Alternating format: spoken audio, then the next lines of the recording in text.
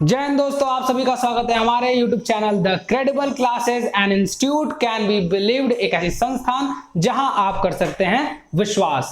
तो दोस्तों, पिछले वीडियो लेक्चर में हमने पढ़ा था कि प्रोनाउन क्या होते हैं। आज है आपका लेक्चर नंबर 5 जिसमें हम लोग पढ़ेंगे टाइप्स ऑफ प्रोनाउन। तो आइए चलते हैं टाइप्स ऑफ प्रोनाउन पर। टाइप्स ऑफ प्रोनाउन में दोस्तों सबसे पहला है पर्सनल प्रोनाउन। पर्सनल प्रोनाउन क्या होता है, आइए इसको जरा अच्छे से समझते हैं।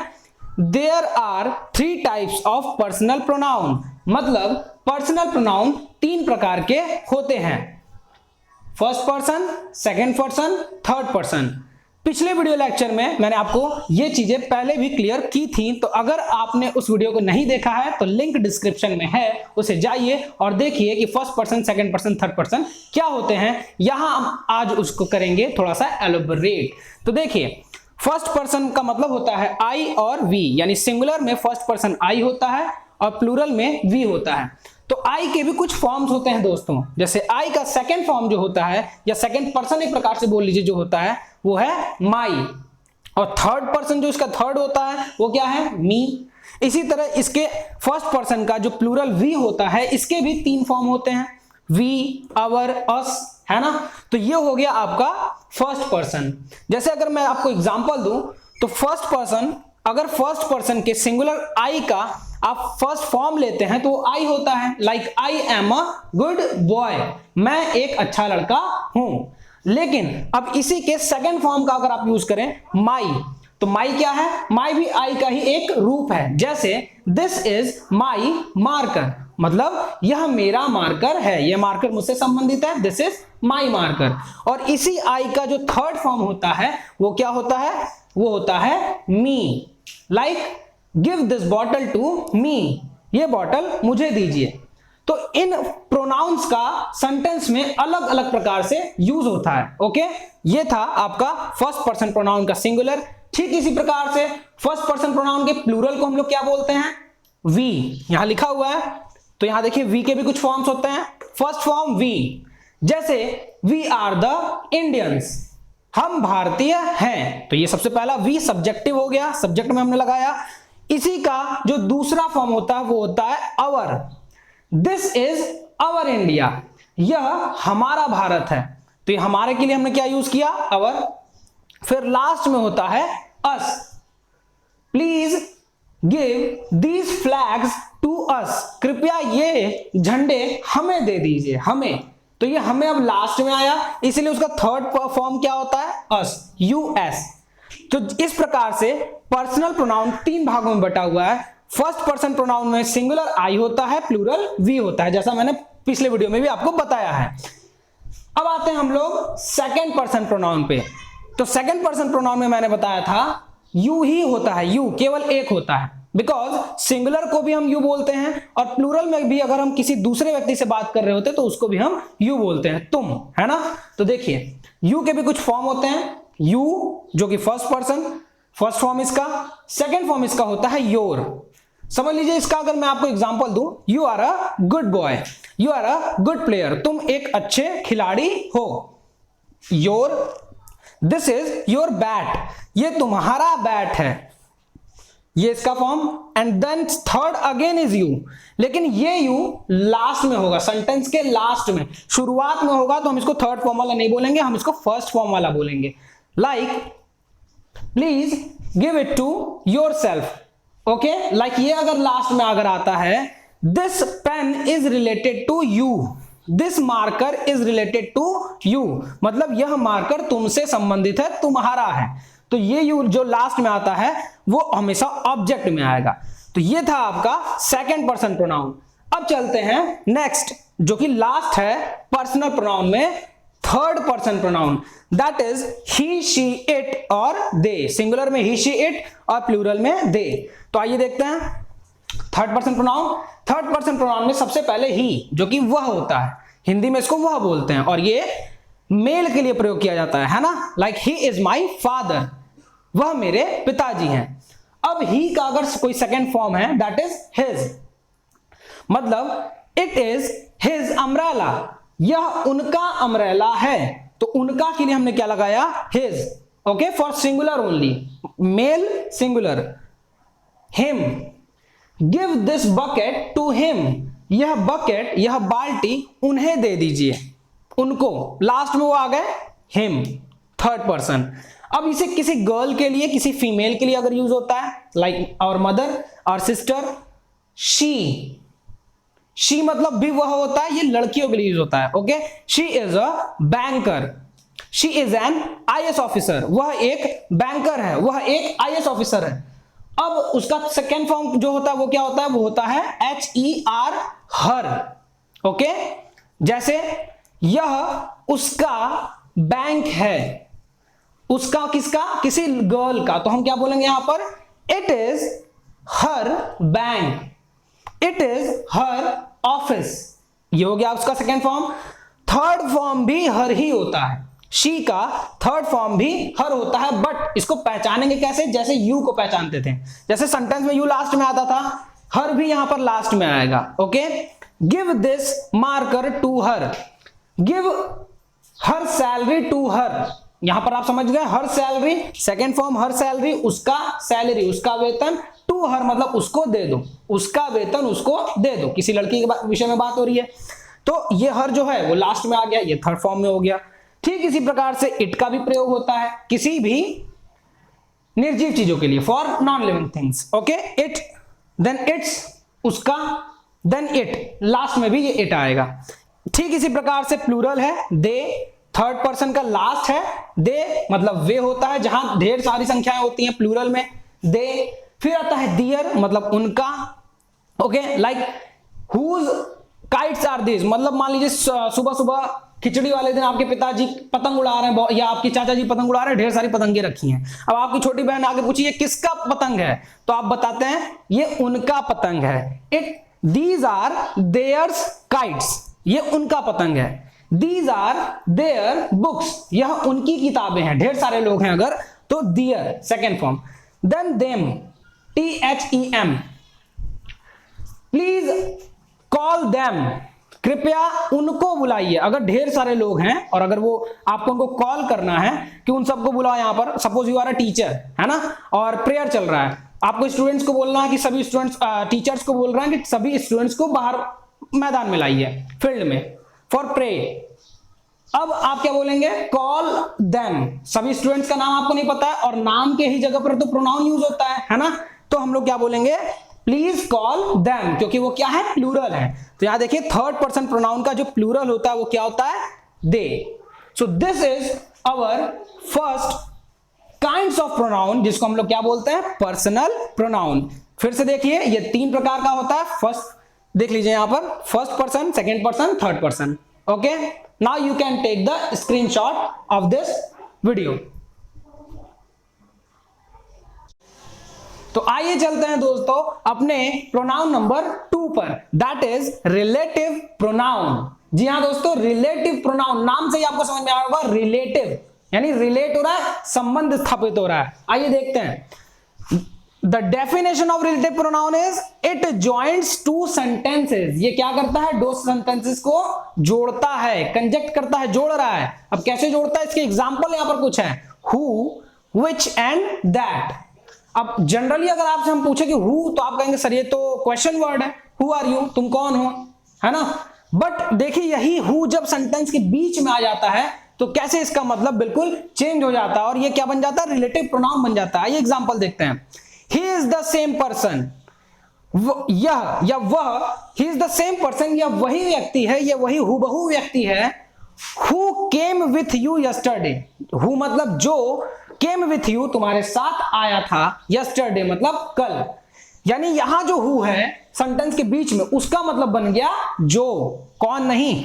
तो ये क्या किया, दोनों सेंटेंसेस को जोड़ा। ये देखते हैं कैसे जोड़ा, he is the same person पहला sentence, came with you yesterday दूसरा सेंटेंस, हु बीच में आकर दोनों को जोड़ दिया कि यही वह व्यक्ति है जो कल आपके साथ आया था। तो यहां जो है ये किसके लिए लगा, हु के लिए। और एक बात और याद रखिएगा, हु ऑलवेज किसके लिए हम लोग हु प्रयोग करते हैं, फॉर लिविंग और नॉन लिविंग। तो याद रखेंगे this is for living things. ये हु जो है अगर हम प्रयोग कर रहे हैं प्रोनाउन की तरह तो हम लिविंग थिंग में ही प्रयोग करेंगे। अगर नॉन लिविंग थिंग है कि ये वही पेन है जो मैं चाहता था, तो अब यहां के लिए जो किसका प्रयोग होगा, तो यहां के लिए जो प्रयोग होगा which। देखिए कैसे, this is the pen, this is the pen, ये वह पेन है which I wanted, जो मैं चाहता था या चाहती थी, ये वही पेन है। कभी कभी आप उस पेन को नहीं देख के कहते, किसी दूसरे के पास पाते हैं तो अरे ये तो वही पेन है जो हम खरीदना चाहते थे। तो देखिए कैसे लिखा है, this is the pen which I wanted। तो पेन क्या है, पेन इज नॉन लिविंग, तो नॉन लिविंग के लिए हम लोग यूज करते हैं which। Okay, now let's come to the third example relative pronoun का, दैट। जैसे कि दैट क्या है, दैट का मतलब हिंदी में होता है की। तो ये की अगर आपका ना रहे सेंटेंसेस में तो भी आपके सेंटेंसेस खराब लगेंगे, बेकार लगेंगे, अप्रोप्रिएट लगेंगे। अब लिखा ही सेड दैट, उसने कहा कि you are very sharp minded person, उसने कहा तुम बहुत शार्प माइंडेड पर्सन हो, बहुत ही तेज हो। अब यहां अगर ये की नहीं रहेगा तो सेंटेंस खराब लगेंगे, इनअप्रोप्रिएट लगेंगे। ओके, तो हम लोग समझेंगे इसको। He said that, यहां जो that है that is relative pronoun। I hope आपको ये समझ में आया होगा। अगर नहीं समझ में आया तो वीडियो को बीच में बार बार पॉज कर जरूर देखिएगा और मेरे एक एक शब्द को बहुत ही ध्यान से सुनिएगा। Okay, let's come to the third pronoun, that is interrogative pronoun. Interrogative pronoun आप लोग सेंटेंसेस में भी पढ़े होंगे। इंट्रोगेटिव प्रोनाउन क्या होते हैं, इंट्रोगेटिव का मतलब ही होता है प्रश्नवाचक। इंट्रोगेटिव का मतलब होता है प्रश्नवाचक, प्रश्नवाचक। जैसे this pronoun is used to ask question, मतलब जो इंट्रोगेटिव प्रोनाउन है it is used to ask question, ये क्वेश्चन पूछने के लिए यूज किया जाता है ना। Like example who are you. अब यहां जो हु है इसका मतलब बिल्कुल वही है जो आपके दिमाग में चल रहा है, जी हां, कौन, तुम कौन हो। लाइक कोई अननोन पर्सन मेरे पास आया, आई डोंट नो, मैं उसको नहीं जानता, you don't know who is that person, तो हम लोग उससे पूछते हैं हु आर यू, तो उसके नाम के जगह पर हम एक लगाते हैं वर्ड, दैट इज हु, मतलब कौन, तुम कौन हो। तो नाम नहीं पता था तो हमने कौन लगाया। इसी तरह व्हाट इज योर पैशन, तुम्हारा पैशन क्या है, तुमको क्या करना अच्छा लगता है। किसी से आप अगर पूछे तो उसके पैशन के विषय में आपको पता नहीं है। My passion is playing cricket, my passion is singing song, my passion is rapping, है ना। तो अगर आपको नहीं पता है तो उस नाम की जगह, उस प्लेइंग क्रिकेट की जगह, सिंगिंग सॉन्ग की जगह, इस सिंगिंग रैप की जगह आप क्या लगाएंगे, व्हाट लगाएंगे। तो what is also an interrogative pronoun. Let's come the last one, that is which. Which का मतलब होता है कौन सा या कौन सी, है ना। हम यहां लिख देते हैं कौन सा या कौन सी, आप समझ जाइएगा। Okay, which country are you coming from, तुम किस देश से आए हो या आ रहे हो। हम लोग किसी फॉरेनर को देख के नहीं पूछ लेते हैं, घाट वाट पे लोग दिख जाते हैं, oh which country are you coming from, तुम किस देश से आए हो। तो ये जो विच है मतलब कौन से देश से आए हो, तो दैट इज ऑल्सो। अब कौन से देश, मुझे देश का नाम नहीं पता, उसकी जगह पर मैंने एक वर्ड लगाया, वो वर्ड क्या बना, इंट्रोगेटिव सेंटेंस की तरह वो वर्ड बना, तो दैट इज विच। तो आई होप आपको रिलेटिव प्रोनाउन और इंट्रोगेटिव प्रोनाउन अच्छे से समझ में आ गए होंगे। मैं एक सेकंड के लिए हट जाता हूं, आप लोग अपना स्क्रीनशॉट ले सकते हैं। यस, चौथा आपका जो प्रोनाउन है दैट इज डेमोन्स्ट्रेटिव प्रोनाउन। जी हाँ दोस्तों, डेमोन्स्ट्रेटिव, DEMONSTRATIVE, डेमोन्स्ट्रेटिव प्रोनाउन। तो आइए इसका डेफिनेशन देखते हैं। This is the pronoun which indicates any fixed noun. Okay, आइए इसका हिंदी मतलब भी समझते हैं। दिस इज द प्रोनाउन, ये एक ऐसा प्रोनाउन होता है विच इंडिकेट्स, जो संकेत करता है, इंडिकेट मीन्स संकेत करता है, एनी फिक्स्ड नाउन, किसी निश्चित नाउन यानी संज्ञा को, यानी किसी नाम को। वो नाम किसी का भी हो सकता है, नाउन हम लोग पढ़ेंगे। ओके गुड, आइए एग्जांपल देखते हैं। एग्जांपल में सबसे पहला है दिस, दूसरा है दैट, तीसरा है दीज और चौथा है दोज। बस यही इसके 4 एग्जांपल्स हैं। अगर आप इसको ध्यान से देख लेंगे अच्छे से आपको समझ में आ जाएगा। ये चलते हैं सबसे पहले दिस और दैट पर। दिस का मतलब होता है यह और दैट का मतलब होता है वह। This is use for singular, singular मतलब एक वचन। जो दिस है वो एक वचन के लिए यूज होता है। जैसे, और इसके बाद नीचे लिखा भी हुआ है नियर, नियर का मतलब पास।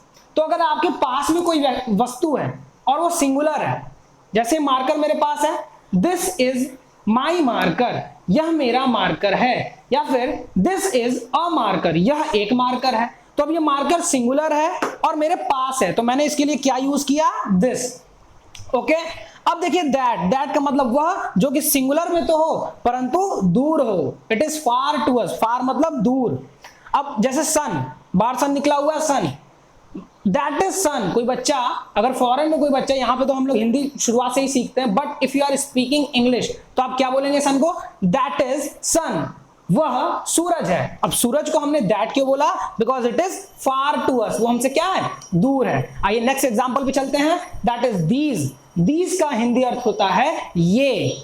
अब दीज प्लूरल के लिए यूज होता है और ये पास के लिए, पास में भी होगा बट इट इज प्लूरल। अगर कोई नाउन आपके पास प्लूरल है, सपोज आपके पास 4-5 गेंदे हैं, बॉल्स, तो आप क्या बोलेंगे, दीज आर माई बॉल्स। आप बॉल से 4-5 बॉल्स, आप क्रिकेट खेलने जा रहे हैं, दीज आर माई बॉल्स। या फिर बैट है आपके पास, these are my bats, 4-5 bats है आपके पास। Okay, that is plural. अब आइए दोज पर चलते हैं। दोज मतलब होता है वे, ये भी प्लूरल होता है, जी हाँ ये भी प्लूरल होता है, but it is for far, ये दूर के लिए। जैसे those are stars, when you see in the sky, ढेर सारे स्टार्स आपको दिखेंगे, तो हम एग्जांपल क्या दे सकते हैं, दोज आर, अब ये स्टार्स क्या है, दूर है, दोज आर स्टार्स, तो स्टार्स दूर है, that's why we used those. तो this, that, these, those are the example of demonstrative pronoun. आप फटाक से इसका भी स्क्रीनशॉट ले लीजिए।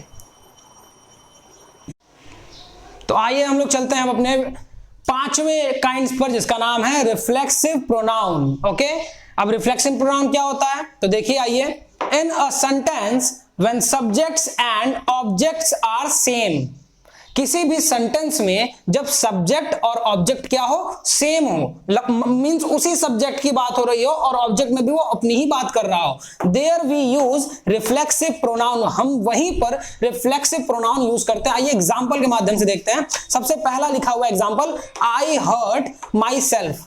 एग्जाम्पल है आई हर्ट माई सेल्फ, मतलब मैंने खुद को हर्ट कर लिया। तो देखिए यहां पर जो सब्जेक्ट है वो भी मैं है, और किसको किया उसने हर्ट, ये वर्ब है, और ये किसको, ऑब्जेक्ट किसको, खुद को, माई सेल्फ, आई का माई सेल्फ। आइए second example, you can do by your self, तुम कर सकते हो, कैन का मतलब सकता, you can do by your self, तुम अपने आप कर सकते हो, यानी तुम खुद से कर सकते हो। तो यानी सब्जेक्ट भी हमारा यहां पर वही है, और ये जो योर सेल्फ है ये यू का ही पार्ट है, यानी खुद के लिए बात हो रही है। तो रिफ्लेक्सिव प्रोनाउन में व्यक्ति की खुद के बारे में, when subject and object are same. Let's move to the third example, they did it, उन्होंने किया, did is the past form, they did it by themselves, उन्होंने इसको खुद से किया, ढेर सारे लोग थे, उन्होंने उसको खुद से किया। शी कंप्लीटेड बाय हरसेल्फ, उसने कंप्लीट किया, उसने पूरा किया, बाय हरसेल्फ मतलब खुद से, अपने आप, है ना। That is called reflexive pronoun. मतलब सपोज कीजिए जब किसी सेंटेंस में आप अपनी बात या फिर किसी व्यक्ति की बात उसी के लिए करेंगे जहां सब्जेक्ट भी सेम हो, ऑब्जेक्ट भी सेम हो, है ना। जैसे I play cricket bye my self, मैं खुद से ही क्रिकेट खेलता हूं, कोई आता नहीं है मेरे साथ खेलने, I play cricket bye my self. अब इसमें 2 चीजों का प्रयोग होता है, देखिए, सेल्फ और सेल्स। सिंगुलर अगर आपका कोई भी प्रोनाउन रहेगा तो वहां हम सेल्फ लगाते हैं लास्ट में। आप देख सकते हैं जैसे यू, एक यू के लिए बात हो रही है, एक किसी एक तुम के लिए सेल्फ लगा है। जैसे शी सिंगुलर होता है, सेल्फ लगा है, लेकिन दे प्लूरल होता है, वहां क्या लगा है, प्लूरल होता है, सेल्स। तो देखिए, they did it by themselves. Okay, I singular के लिए बात हो रहा है, सेल्फ, तो that is called reflexive pronoun. Okay, I hope आपको समझ में आया होगा। Let's move to the last one, that is indefinite pronoun. जी हाँ, ये 6वां और लास्ट है, इंडेफिनिट प्रोनाउन। अब आप लोग जानते होंगे जब भी आप किसी काम को करने के लिए बोलते हैं, किसी से बोलते हैं कि क्या तुमसे ये काम हो जाएगा, तो बंदा 2 आंसर देता है, कहता नहीं हो पाएगा, या फिर कहता यस डेफिनेटली हो जाएगा। डेफिनेटली का मतलब होता है निश्चित तौर पे, और इनडेफिनिट का मतलब होता है अनिश्चित तौर पे, है ना। तो इनडेफिनिट प्रोनाउन मतलब अनिश्चित प्रोनाउन, जब हमें नाउन प्रोनाउन का पता ना रहे कि प्रोनाउन कितने हैं एक्चुअली, व्हेन हम उसको गिन ना पाए। देखिए sometimes noun comes in indefinite form, कभी कभी नाउन जो है वो इंडेफिनिट फॉर्म में आ जाता है, अनिश्चित फॉर्म में। There we use indefinite pronoun, वहां हम यूज करते हैं इंडेफिनिट प्रोनाउन का। जैसे some water are there, some water are there मतलब क्या हुआ, वहां कुछ पानी है। अब ना पानी को हमने नापा तौला, हमने बताया नहीं कि वहां पर 1 लीटर पानी, आधा लीटर पानी, हमें नहीं पता है। We are unknown, indefinite noun है वहां। नाउन मतलब क्या, वाटर नाउन है। सम वाटर आर देयर मतलब कुछ पानी वहां पर है, तो ये जो कुछ है some, that is indefinite pronoun because we don't know. Second example है all students are ready. Suppose करिए कि कहीं पिकनिक पे बच्चे जा रहे हैं और बाहर प्रिंसिपल ने पूछा क्या सभी रेडी हैं, तो टीचर ने बोला yes all students are ready. तो जो ऑल है गिना नहीं मैंने कितने स्टूडेंट्स कितने नहीं, हाँ सब रेडी हैं, सब लोग अपना हॉल में खड़े हैं, चलने के लिए रेडी हैं। तो ऑल मतलब क्या, पूरे। लेकिन ये पूरे हमें गिनने नहीं है, हमने गिने नहीं, पता नहीं है, that is indefinite pronoun. And the last one is example में many are farmers here, many are farmers here, इसका मतलब क्या हुआ, आप बोलेंगे sir many farmers are here होना चाहिए, लेकिन इसका मतलब ये है मैनी आर फार्मर्स हियर मतलब यहां बहुत सारे फार्मर्स हैं। मैनी आर मतलब बहुत सारे लोग यहाँ पर फार्मर्स है, ये उनका पेशा है। तो मैनी, अब पता नहीं है, मैंने गिना नहीं इस गांव में कितने फार्मर्स हैं, तो ये जो मैनी है दैट इज इंडेफिनिट प्रोनाउन। तो ये आपका छठवां प्रोनाउन था और लास्ट प्रोनाउन था। आई होप आप लोगों को ये प्रोनाउन समझ में आया होगा। आप लोग इसका स्क्रीनशॉट ले सकते हैं। तो आई होप दोस्तों आप लोगों को हमारा ये प्रोनाउन का वीडियो लेक्चर समझ में आया होगा। अगर आपको ये वीडियो लेक्चर समझ में आया हो तो जाइए हमारे वीडियो को लाइक कीजिए, हमारे चैनल को सब्सक्राइब कीजिए और शेयर कीजिए इस वीडियो को। जिसको भी आज ये जरूरत है, जो भी नीडी पर्सन है, उनको ये शेयर कीजिए because this is lockdown. Lockdown में बच्चों को पढ़ाई नहीं हो पा रही है और 10th और 12th के बच्चे वैसे भी घर में बैठे हुए हैं, तो उनको इस चीज की बहुत ही ज्यादा आवश्यकता है। तो आप सभी से हमारा ये अनुरोध है कि वीडियो को लाइक करें, शेयर करें, कमेंट में हमें सजेशन दें। और अगर इसके पिछले वाले वीडियोस को आप लोगों ने नहीं देखा है, जो कि इंग्लिश बिल्कुल जीरो से हीरो बनाने का हमने संकल्प लिया है द क्रेडिबल क्लासेस चैनल ने, तो लिंक डिस्क्रिप्शन में दिया हुआ है, आप जाइए और उसको जरूर देखिए। आज हम लेते हैं आपसे विदा। धन्यवाद। जय हिंद, जय भारत।